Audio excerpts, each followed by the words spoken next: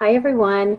I'm really excited to be carrying on with our recorded lectures that are helping us work our way through the systematic method for ECG interpretation, and in particular what we're doing is the systematic method for interpretation of lead 2 strips. So here we are. I've got my screen now all set up for you, and we're going to talk about ventricular rhythms today. So do you remember that there is what we called redundancy in the cardiac system, in the cardiac conduction system? So the SA node is our primary automatic pacemaker in the heart, but when that doesn't work, as we move down through that conduction system, through that right atria to the AV node, down through the bundle of His and the bundle branches, the left and right bundle branches, and down even through ththose Purkinje fibers, we have a lower and lower intrinsic rate. That's the natural firing rate of that part of the conduction system. So the ventricles are the least efficient in terms of being the pacemaker for the heart, if they took over being the pacemaker for the heart, because their conduction rate, their natural firing rate, is only about 20 to 40 beats a minute. And if you think about what a normal heart rate is, we've studied this, 60 to 100, maybe 50 to 100, 20 to 40 is not going to give us sufficient cardiac output to maintain appropriate perfusion through our body. And so we're going to have impacts from that decreased cardiac output almost immediately. So when do they become when do the ventricles become responsible for pacing the heart? The number one cause is when the SA node fails. So the SA node, for some reason, some potentially damage, let's say you have an MI where you have damage to that part of that right ventricle, and the SA node fails to discharge, and we move down that conduction pathway until some part of that conduction pathway jumps in, right, to in terms of creating a rescue beat or rescue rhythm. Sometimes, and we talked about that just a little bit, I think, in the lecture for why we have atrial flutter. Sometimes that SA node has, it generates an impulse, and that impulse is blocked as it tries to leave the SA node. So you actually have an impulse that's initiated, but it's not able to leave that SA node. Sometimes, it's a funny thing, the rate of the discharge of the SA node is actually slower than that of the ventricles, and that can happen because either there's an issue with the SA node, it still is discharging, but it's discharging at a very slow rate, or there's that increased automaticity, increased excitability within the ventricle, and the ventricles start firing at the conduction through the ventricle starts firing at such a high rate, it actually arches, it supersedes that of the SA node. And sometimes it's just that you get that irritability. So we've talked about that damage, lack of oxygen to the area. Certain drugs, certain toxic substances can increase that irritability of those cells, and there can be an irritable site along the ventricles, and they can start an early beat that leads to a rapid rhythm. Okay, so what do we know about ventricular depolarization? And you remember where you see that ventricular depolarization along the that PQRST, it's that QRST, that's your ventricular depolarization. And it's not so similar to the atrial when we see that, the P, where we typically are seeing that from a specific site, the SA node. When we see ventricular beats, they can actually come from anywhere along that pathway through the bundle branches and the Purkinje fibers, starting at the bundle of His. QRS complexes, when they start in the ventricles, are typically wider than that norm that we're used to, right? So we're used to in a normal sinus rhythm, and even in atrial rhythms, we are used to a QRS that's less than 0.12. Sometimes books say 0.11, sometimes books say 0.10. All of those are fine. But when we see a depolarization that begins in the ventricles, because you don't have the benefit, and I've talked about this before, of where you have an impulse that starts at the SA node, it moves down through that conduction pathway in your atria. It is then, it sort of gathers up at that AV node. It stops for just a millisecond, gathers up steam, and then it whooshes through those ventricles at like supersonic speed. So when you don't have that gathering up steam and then the sudden whoosh, it is a slower impulse that moves through the ventricles. It still depolarizes and the ventricle still contracts, but you don't have the benefit of the gathering up steam to whoosh through. And so then you see that it is a slower impulse. We see that it's slower by the extended time it takes. And so when we look at it on the strip, it looks wider, much wider than that 0.12. Because that depolarization is abnormal, then the repolarization is also abnormal. And so what we see there then is that we have changes in our ST segment. And do you remember the ST segment is where we see we come back up typically to the isoelectric line. And we also see changes in our T waves. So the depolarization is abnormal, so the repolarization is abnormal. And so often what we see is that the T waves are in an opposite direction to the predominant direction of the QRS. So if the QRS is typically upward deflected in this abnormal ventricular depolarization, our T wave would actually be flipped and have a downward deflection. And alternatively, if the QRS is largely downward in this ventricular depolarization, then our T wave would be upward. When we have this ventricular depolarization and repolarization process, either we don't see a P wave because it's a rescue rhythm, there's nothing happening in the atria, so the ventricles have taken over, or there may be P waves, but they have no relationship to the QRS. So P waves are happening, but they are not being conducted through in such a way that they lead to that QRS. So you may see P waves and QRS complexes that have nothing to do with each other. They're both present, but there is no relationship between them. So let's talk about several different rhythms. In particular, let's begin with premature ventricular complexes. And remember, we talked about PACs in the previous lecture, and that was premature atrial complexes. So a PVC arises when you have an irritable focus. And that can happen in either one of the ventricles. Remember that conduction system, we have that bundle of His, which is right below the AV node, and then it breaks off very early into those two branches that come down through each of the ventricles, the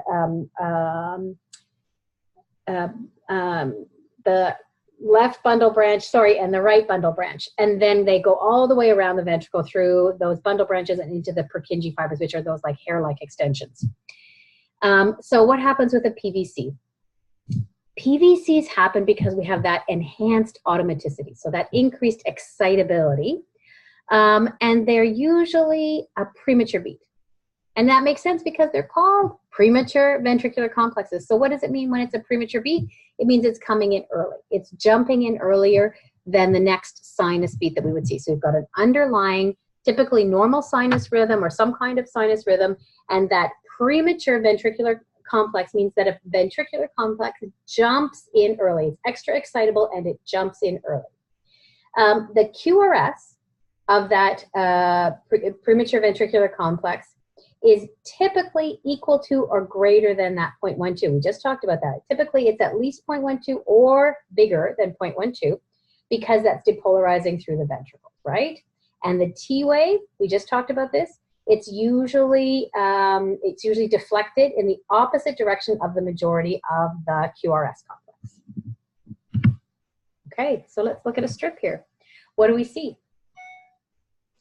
In the first strip, we see that we've got an underlying rhythm, right? We've got beat 1, beat 2. So we've got a sinus rhythm there, underlying sinus rhythm, beat 1, beat 2, beat 3, and then we've got beat 4. And what the heck is that beat 4? We go back to what the beat 5 looks like 1, 2, and 3, and then we go to 6. And 6, in this situation, looks just like beat 4, but it is not like the others. The P wave looks different. You notice that P wave looks different. And there's we come back up to the isoelectric line. This is what we've already talked about. This is premature atrial complexes, right? Premature atrial complexes. They're narrow. You've got a P wave that is preceding each one. In B, we've got a sinus rhythm again. See beats 1, 2, and 3. Then we've got beat 4. That looks a little different. And beat 5. And then beat 6 looks a little bit different too. So do you notice that here we go again, we've got a narrow QRS, right? Less than 0.12, that narrow QRS. But if we look at the P wave that is preceding beat 4 and beat 6, in beat 4 we've got a P wave that is inverted, so it goes, instead of an upward deflection, we have a downward deflection. And in beat 6, I don't see a P wave at all. Now this is, it's not too important to understand, to be able to differentiate these two, but you need to be able to recognize them. What we see in the second strip here is a premature junctional beat. So rather than saying it's coming from the atria where I still see a P wave as, you know, as my camera is looking at this electrical conduction coming towards me, in the second strip where we've got the P wave that's inverted, or we actually see no P wave at all, that tells us that the site of origination of that premature beat is right near the junction, right? So that we're actually seeing either the P wave coming from the opposite direction, it's being initiated right below where I would imagine it's going to reach the AV node, or it's right at the junction and there's no P wave, no discernible P wave there at all. Now let's look at strip 3. What do we see in strip 3? Again, I've got beats 1, beats 2, beats 3. If I did my P to P, my R to R, I've got a regular underlying rhythm, and that's really important. If I did all my measurements, I'm going to just reveal, as in strips 1 and 2 there, we've got an underlying normal sinus rhythm, and we could calculate the rate based on those 3. But now beat 4 and beat 6 look different. I don't see a P wave, so there's no P wave. Now we also had that in the middle strip, didn't we, at beat 6? But what's different here is, do you see the QRS? The QRS is wide, right? And it's actually wider than our threshold, which we could say, you know, again, many resources say many different things. We're just going to say 0.12. Wider than that 0.12, and we often call it wide and bizarre. If you see how it looks, the QRS looks quite different. And then we move up into that big T. And you see what we've been talking about, the majority of this QRS, even though we have an upward deflection, a downward deflection, and we come back up to that isoelectric line and then go into that big T.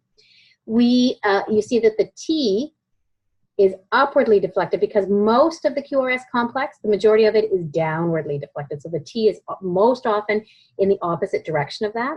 It's really important that you not jump to say, oh no, I see an elevated ST segment and a big high T, this person's having an MI. When you've got that ventricular beat, that interpretation cannot be relied upon because it's just the way that beat is depolarizing and repolarizing in an aberrant way. We're looking at first at the underlying rhythm, which shows that we come back to the isoelectric line, we have and then a normal T wave. So in beats 4 and beat 6, what we see is that PVC, premature ventricular complex. So remember A, we beat 4 and beat 6, premature atrial complexes. We had a P wave, we have a narrow QRS, the P wave precedes each QRS.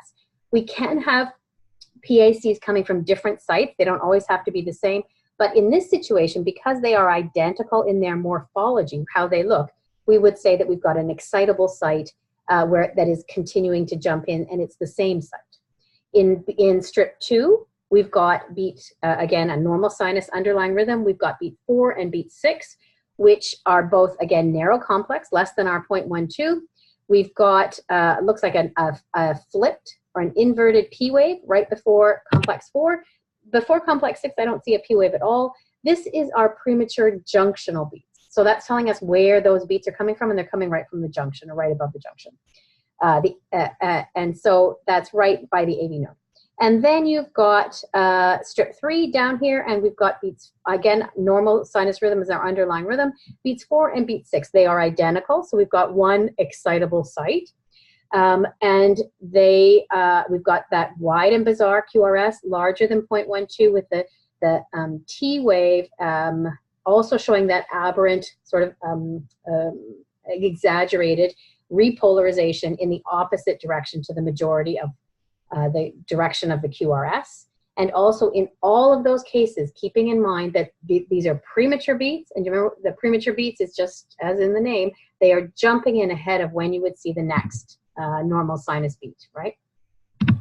Okay, now PVCs can come in patterns. If you have 2 PVCs, then you call it, they are happening in pairs or couplets. So you might have you know, 3, 4, however many regular beats, and then 2 PVCs. So you've got couplets or pairs. So 2 in a sequence are called pairs. If you have more than 3, you call it a run or a burst. So more than 3, a run or a burst. And it's important because more than 3, you're much more likely to move into a sustained rhythm. If you have PVCs every other beat, we call it bigeminy, ventricular bigeminy. Okay, so bigeminy, every other beat. If you have it as every third beat, ventricular trigeminy.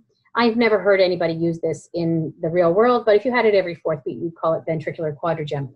I've never heard anybody talk about that. But ventricular bigeminy and ventricular trigeminy can occur, and not that unfrequently. And the risk is the more often we see these ventricular beats jumping in, the more likely we are to move to a sustained ventricular rhythm, which can be, in many cases, a lethal rhythm. So we pay very much attention to the patterns as they occur. Okay, so we've talked a little bit about this. I went through a couple, and let's talk about it again. How do you recognize a PVC? So first of all, when we've got uniform PVCs, and that was the example that I showed you on that previous slide, where we have premature ventricular beats that are looking the same. So when we look at them in the same lead, on the same strip, they look like they are originating from the same site by their morphology. So if on the strip you see the 4th beat, 5th, 6th, 7th, and the 8th beat look the same. And actually, this would be an example, if we saw this pattern carry on, of ventricular quadrigeminy. Every 4th beat is a ventricular beat. And remember, the risk is that we might have a decreased cardiac output, but also the risk is that we've got an excitable site that may lead us to a more sustained ventricular rhythm. We can also have, instead of PVCs that are coming from that one excitable site, multiform PVCs. And this is, again, where we look at the morphology of the PVC. In this strip, if you look at the 2nd beat, we can see that that's a PVC. It's coming in early. I've got my, if I analyze my strip, and I'm going to do that systematic approach, where I would look at my strip and I would measure across and see if there was an underlying rhythm with these aberrant beats jumping in. I would see that I have a normal sinus rhythm. All of those beats there have a P wave that is upright, that is preceding each QRS. The QRS is within normal limits. I have a depolarization and then a repolarization back into my T wave that's just above the isoelectric line. So an underlying normal sinus rhythm, and I have these aberrant beats. Now, if I look at the 2nd beat, I see, again, it's jumping in early, so it's premature. It's wide and bizarre. I've got that large QRS, and you see most of that complex is above the isoelectric line. And so you see my T wave is actually reflected underneath here. As I come down, my downward deflection starts to come upward, and my T wave is, repolarization T wave is actually buried in that. So now if I move along to the, let's see, 2, 3, 4, 5, 6, 7, 8, 9, the 10th beat. The 10th beat looks quite similar, doesn't it? Same thing there. The 11th beat, I come back into a sinus beat. But my 12th beat, wait a second, I don't see a P wave. It looks a little jumpy, but I don't. That's actually my T wave from the previous sinus beat. I go into a QRS that is wide and bizarre. Remember, it's unusual looking. It's larger than 0.12. I have a lot, mostly downward, and so my T wave is upward, but that doesn't look the same as the beat that precedes it. That's fine, and that tells us that most likely, in most cases, that we're coming from a different site. So that means there is not just one little spot along that conduction pathway that's excitable, that there may be many spots that are excitable, and I've got that hyperexcitability within my ventricles. So often we can talk about uniform or unifocal PVCs or multifocal PVCs, so coming from many sites. Okay, so just some basics. How do we recognize PVCs? Usually the rate is normal. It depends on the underlying rhythm. So you could be in, I don't know, like a bradycardia, you could be in a tachycardia, other kinds of things. But usually when you have PVCs, you're just actually within a normal limit. So 60 to 100, 50 to 100. Mostly what we would say when we have PVCs is that our rhythm is essentially regular. So when I did that rhythm and I had all of those sinus beats and then I had a PVC jumping in and some more sinus beats and a PVC, we don't just say, oh, that's an irregular rhythm, because it is mostly, it's essentially a normal sinus rhythm, but we have these premature beats that are jumping in. And sometimes, in an interesting way, you can actually, the rhythm can look very regular because you have those PVCs coming in at regular points. With our PVCs, we usually, almost invariably, have no P waves, right? And sometimes, again, there was one we were looking at where it was hard to tell if that was a P wave or it was the T wave from the previous sinus complex. Our PR interval, we don't have a PR interval because we don't have a P wave, right? QRS, it's wide and bizarre, so greater than 0.12, and that T wave is usually in the opposite direction of the QRS. So what causes PVCs? PVCs can occur in healthy persons and apparent with, otherwise normal cardiac status, no apparent cause. But as we get older, we are much more likely to have more PVCs. So part of the aging of our heart is that we run down and our electrical conduction system runs down and can become more irritable. But there are causes that we should pay attention to. Now you'll notice this is a cause of almost every kind of arrhythmia that we've been talking about, dysrhythmia, is hypoxia, right? So as we have decrease in oxygen, that excitability of our heart conduction system is really impacted. That's why when our first impulse in most high acuity situations is, does this patient need oxygen? Stress and anxiety when we've got that high levels of cortisol, or we have high levels of, I've just got a mind block and I'm not going to be able to say this, so I'm going to have to come back to it. Adrenaline, sorry, high levels of adrenaline that fight, flight, or fright phenomena can actually cause those PVCs when we have that chemical cascade that's happening. Do you remember we've talked about digoxin, a really remarkable drug that in many cases is going to decrease that excitability, particularly when we see things like atrial fibrillation. It also, when we have high doses of digitalis toxicity, can increase excitability in other places, so it can have that reverse effect. Acid-base balance, right? We've talked about it, that interpreting ABGs. We really need to be very careful about the cardiac consequences of that. If there's any injury to the heart, if we have, in particular, acute coronary syndromes or an MI, use of stimulants. All kinds of stimulants, and when we're looking at medications that are prescribed, sympathomimetics, cyclic antidepressants. So we use them much less commonly than we used to, but tricyclic antidepressants and phenothiazine. So watching for use of illicit drugs, but also looking at what kind of medications may be prescribed. Okay, so what are we going to do about those PVCs?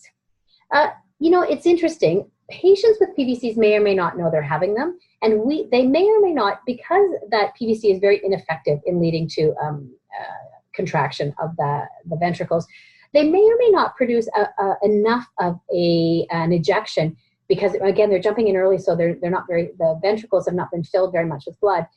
We may or may not even feel a palpable pulse, so it's kind of interesting.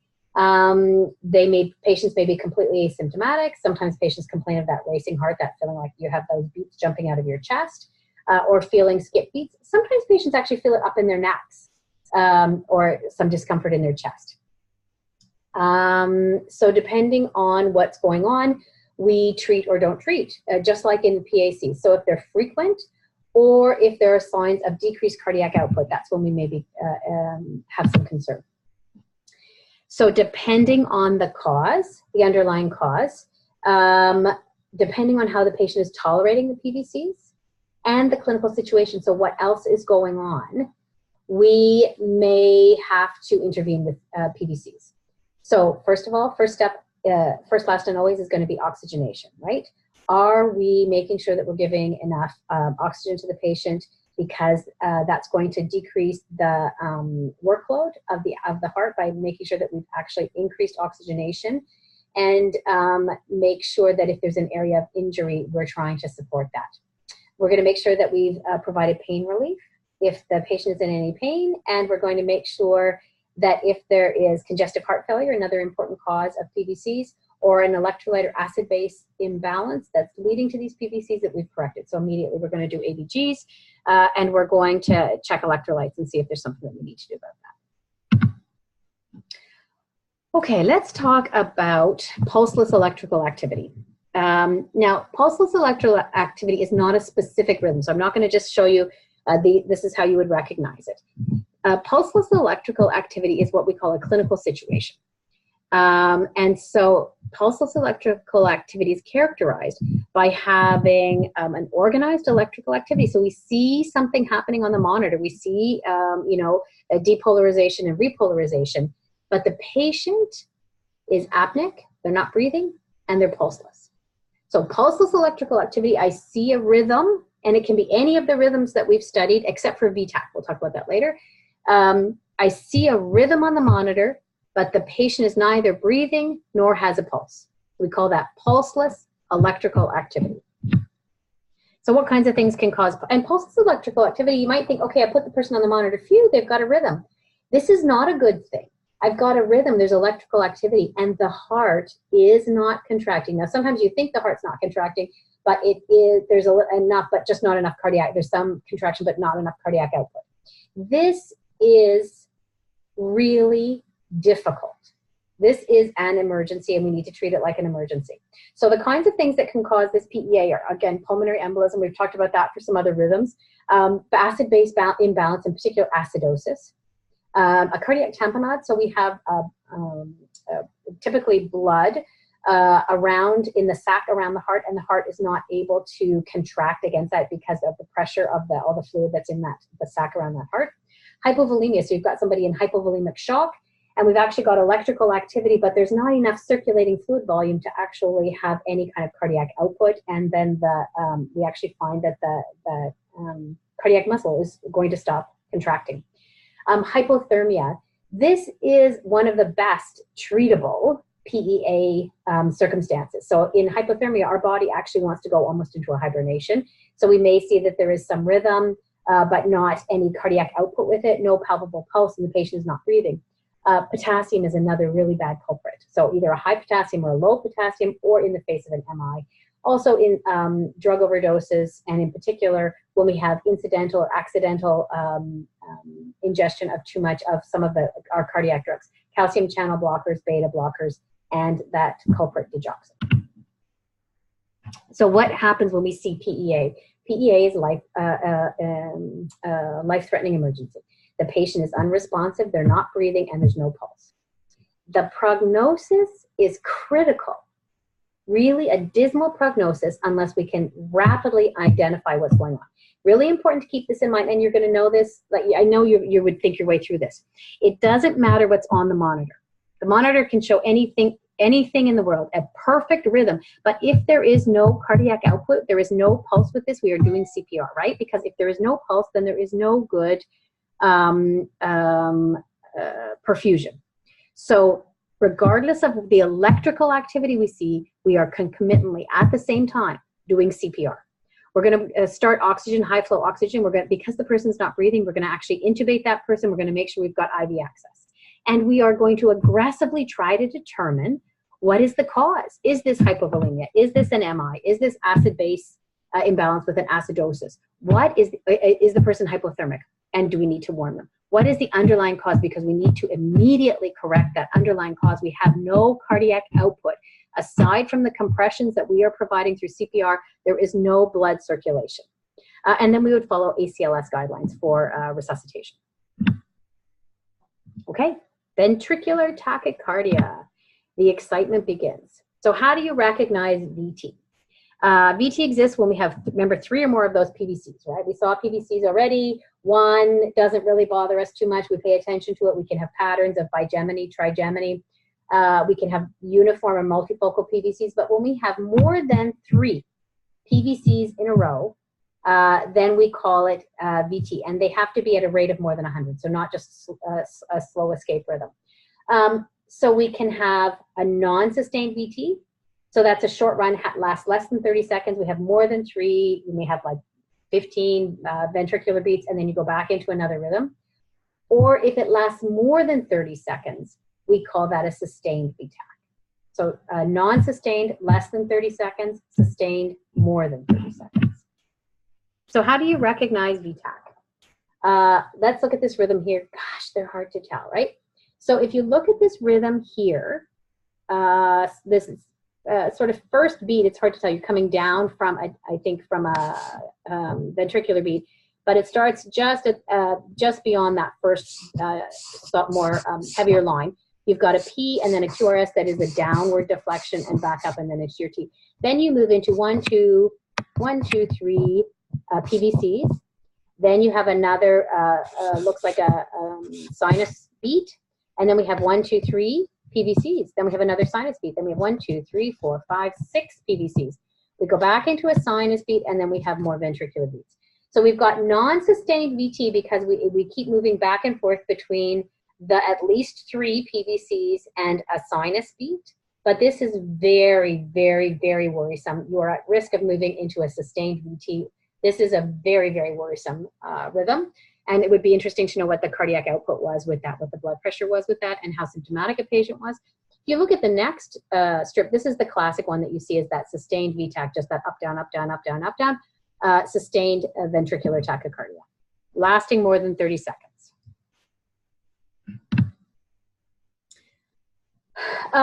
So what causes it? Most often, so that one that you see that we call that monomorphic, just that up and down looks all the same.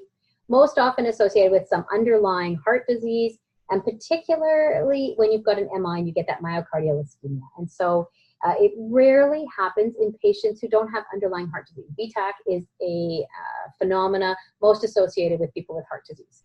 So again, kinds of causes: acute coronary syndromes, and MI, cardiomyopathy, so heart disease and disease in terms of the muscle.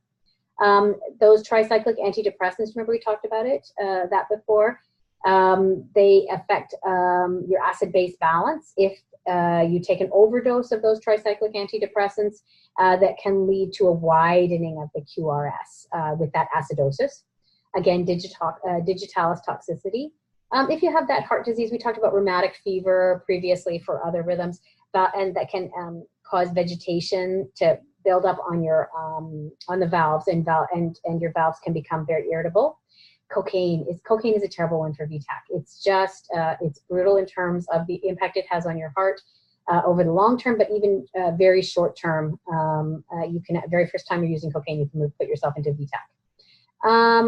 We talked about acid-base imbalance, myocardial contusion. So again, when you have that irritability or that damage to the muscle, you can become highly excitable in that area and move into that VTAC. And sometimes that happens in surgery, intraoperatively, when they're doing cardiac procedures, both within a lab setting and in the OR. Potassium can be a heart killer, right? So high potassium, low potassium can put you into that VTAC, and that's why when we have patients who come in to the emergency department who are on a unit and we get blood results that show a low or a high potassium, our first question is, does that patient need to be on the monitor until that's corrected? And also in this case, we're watching magnesium levels, so low magnesium levels in particular. So what are you going to do with the VTAC? VTAC can occur with or without a pulse. And that's really important to recognize, that there's a huge range in symptoms, because there may or may not be cardiac output with those ventricular beats, right? So when you have that patient who has that classic sustained monomorphic, looks the same VTAC, they can actually be remarkably stable for periods of time, which is surprising because it is for sure a medical emergency. But important to recognize that we're always assessing a patient, right? So when the ventricular rate is very fast, or when they have that myocardial ischemia, that monomorphic VTAC can degenerate into that much less organized VTAC. So you have multiple kinds of beats that all just look wide and bizarre, but not the same as each other. And then that is most likely to degenerate into ventricular fibrillation, which is very difficult to resuscitate a patient from, and is going to have no cardiac output at all. So that it's important to recognize this is a medical emergency. Ventricular tachycardia is always a medical emergency. You sometimes have a little bit of time, sometimes you have no time at all. And you won't know until you're in the situation whether your patient's going to have a little bit of cardiac output with that or no cardiac output with it. So you're going to always be assessing your patient, determining underlying cause, and treating as needed. Some patients, even if they're going to have a little bit of cardiac output with those ventricular beats, may experience syncope, so fainting, or near syncope at the abrupt onset of it, so that sudden change in their cardiac output. And so the only warning they may have is that little bit of lightheadedness. So what do you do about this? It depends on this patient's signs and symptoms. And the severity of the symptoms are going to depend on a couple of things. How rapid the ventricular rate is. So how fast is that VTach? How long the tachycardia has been present. So is it first time I'm seeing it and I'm seeing just non-sustained VT for 10 seconds or even sustained for 30, but then I've gone back out of it, now I'm coming back in. And also, what is the patient's underlying cardiac condition? Now, it's really important to note, we talked about supraventricular tachycardia just a tiny bit.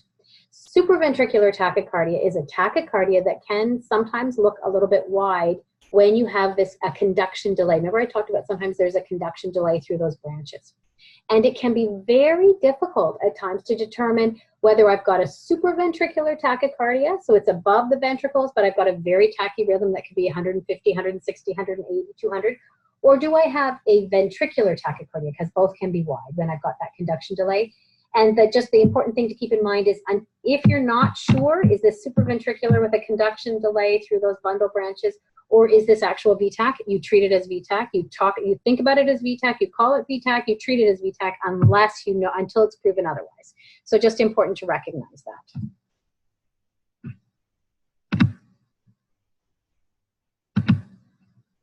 So VFib, yikes, yikes. VFib, a chaotic rhythm.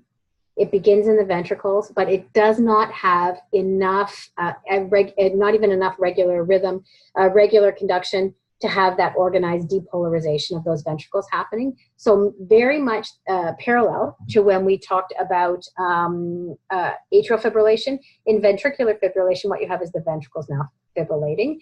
There's no effective contraction, and so because there's no effective contraction of those ventricles, we have very little, we have no palpable pulse and virtually no cardiac output. There's no normal looking waveforms. So what do we see? Here's a strip, and that's, you can have coarse VFib or fine VFib. It doesn't really matter too much either way. But it's important to recognize. So in a rate, there's no rate. We're not trying to, there's nothing regular here. There's nothing to map out. There's no P's, there's no QRSs to map out. The rhythm, this is just a chaotic pattern. There's nothing regular there. No P waves, no PR interval, no QRS. What causes VFib? Sometimes, do you remember we talked about that vagal stimulation? So we can do that vagal stimulation when somebody is in a very rapid rhythm to try to slow that rhythm down. It's so important that we not do this unsupervised, because that vagal stimulation, if over-applied, can actually lead to this ventricular fibrillation. That's why it's so critical that we pay attention to that, right? Electrolyte imbalances, we're going to watch potassium, we're going to watch magnesium, right? If you're on specific antiarrhythmics, sometimes that can lead to ventricular fibrillation, particularly if we have levels that are not therapeutic, levels that are above therapeutic threshold. Various acute coronary syndromes, we're always watching for MI and heart failure, congestive heart failure. And underlying arrhythmias, other kinds of arrhythmias that are happening can degenerate into ventricular fibrillation. Also, electrocution is a really important cause of ventricular fibrillation. Ventricular fibrillation, just as when we talked about PEA, we're not going to have cardiac output, we're not going to have a pulse. No matter what a monitor shows, when we do not have a pulse, we always do CPR. And what we know is about best possible outcome, life-saving outcome, is that the quicker we can get someone to a defibrillator and application of electricity, the more likely we are able to save them. We need to defibrillate, so we're not cardioverting. Remember we talked before about cardioverting when we used electricity, when we were in different kinds of rhythms, which was synced to a certain point on that QRS depolarization cycle. We are defibrillating. So as soon as the defibrillator arrives, we defibrillate. We've also intubated the patient because they're not breathing. We've got IV, and we're going to continue resuscitation as per ACLS guidelines. Let's talk just for a second about defibrillating.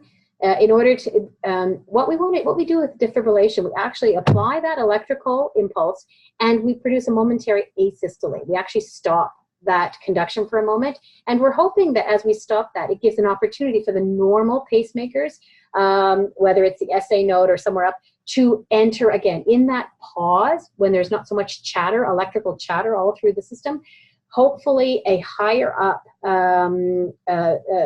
pacemaker will jump back in and start again.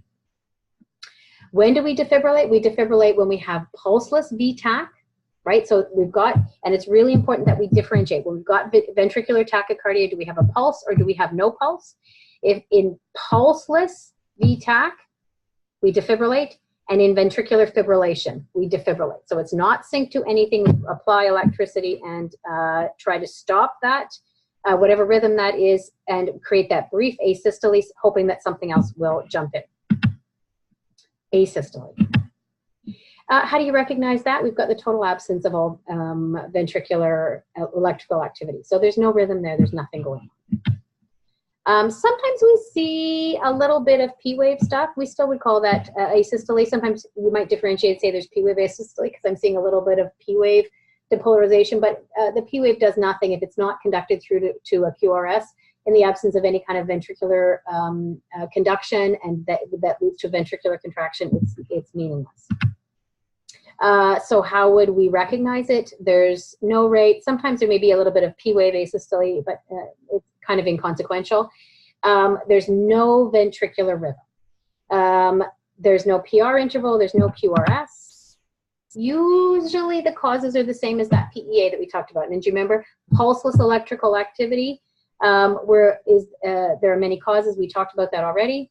It can also happen because we make it happen. So do you remember we talked about that defibrillation, when we're defibrillating and we're actually causing that short asystole in order for that person, and you see in this strip, we've gone from a VTach, applied the shock, we have that short period of asystole, and phew, we've got a regular rhythm that comes back, that moves back. Sometimes it happens with medications as well. So when we give adenosine for a supraventricular tachycardia, we'll see that same period of asystole, hopefully followed by a rhythm.